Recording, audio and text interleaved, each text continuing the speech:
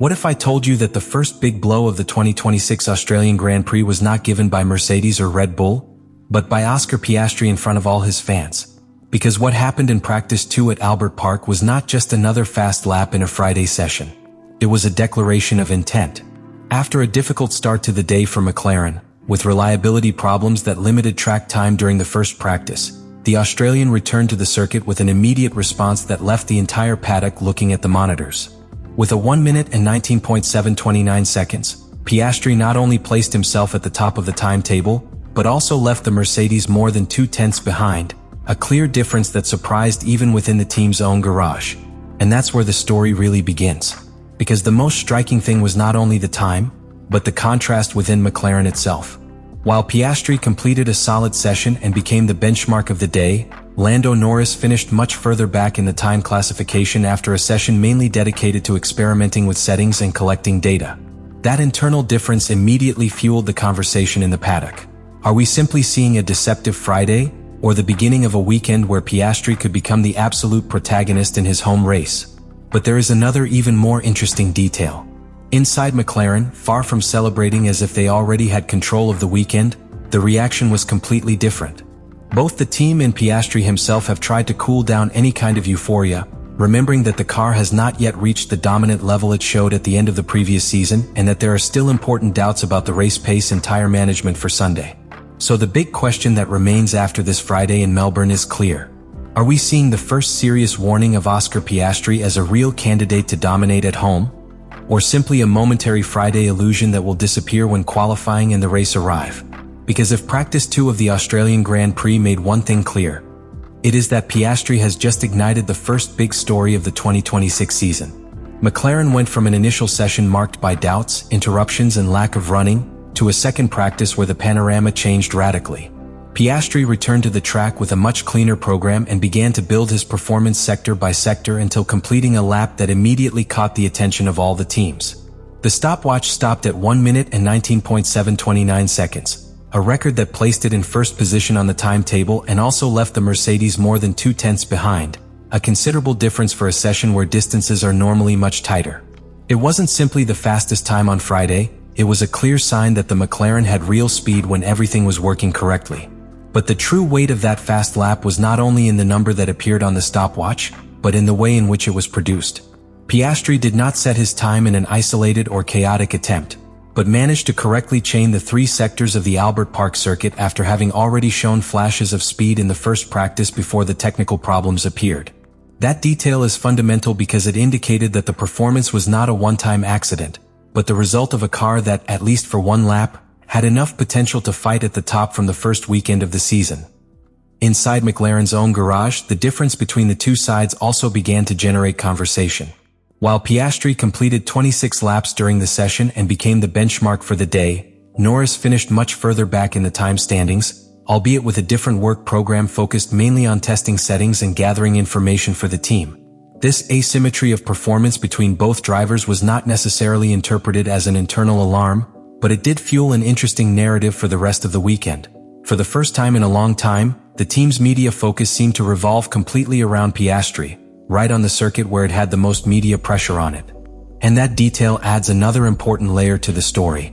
It is not just that the Australian set the best time on Friday, but that he did so in a context full of symbolism.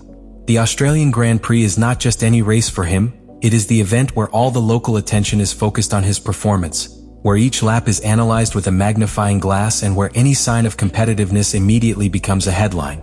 So when Piastri appeared at the top of the timesheets in the second practice, the narrative of the weekend changed completely.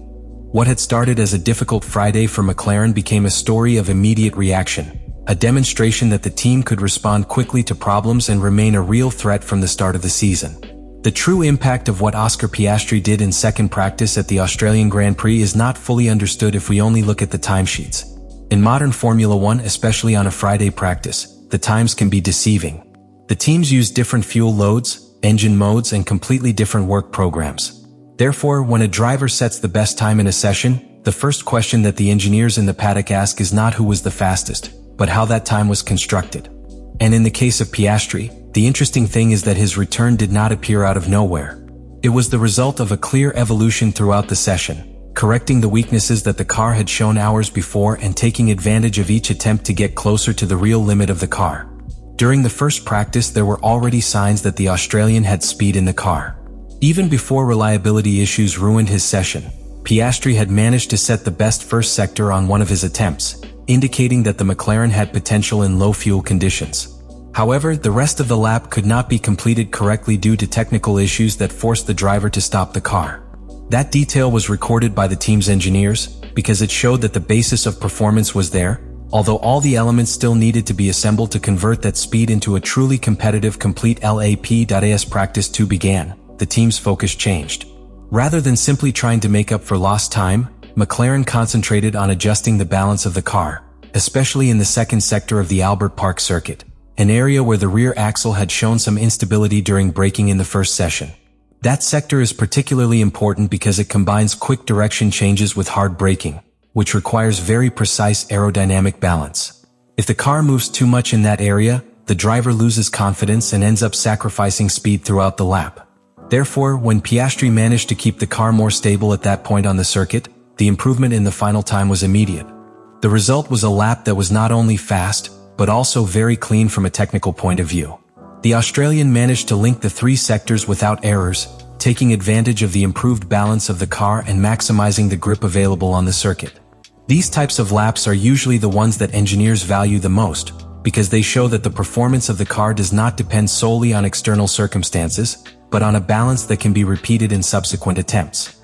In other words, it wasn't a chaotic lap or a stroke of luck, but rather a precise execution of all the potential the car had available at the time. However, even with that one-lap performance, within McLaren there is a concern that does not appear in the timetable: the race pace. Teams know that Albert Park can be tricky during practice because the circuit evolves a lot throughout the weekend and tire degradation can vary significantly between sessions. A car that seems very fast in qualifying may have difficulty maintaining that performance over long runs if tire management is not adequate. And that is precisely one of the questions that still surround McLaren at the start of the season. The big question that remains after this Friday in Melbourne is not simply who was fastest in second practice, but what Oscar Piastri's return really means for the rest of the weekend. Because in Formula 1 there is a huge difference between being the fastest in training and converting that pace into a solid result when the moment of truth arrives. And that is precisely where the real challenge begins for McLaren and for Piastri himself.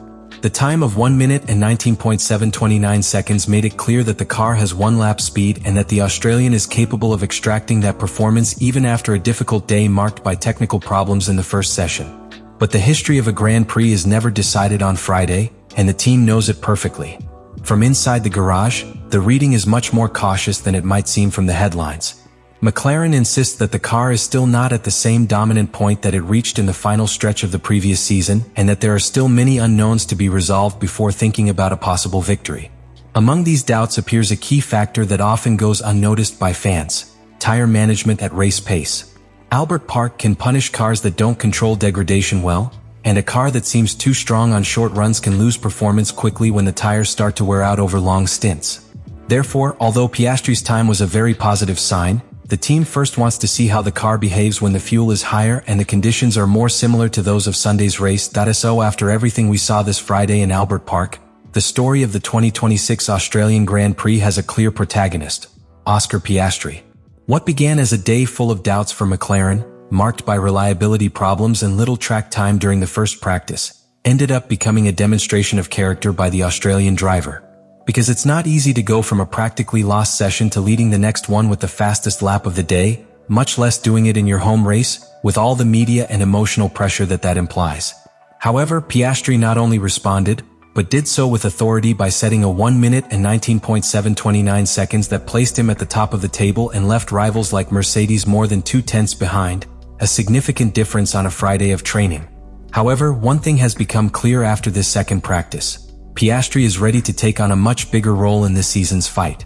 His ability to react after a difficult session, adapt quickly to the car and execute a practically perfect lap shows that his level continues to grow within McLaren. And if that performance holds up as the weekend moves into the decisive sessions, we could be seeing the start of a very interesting story for the Australian driver in his own Grand Prix.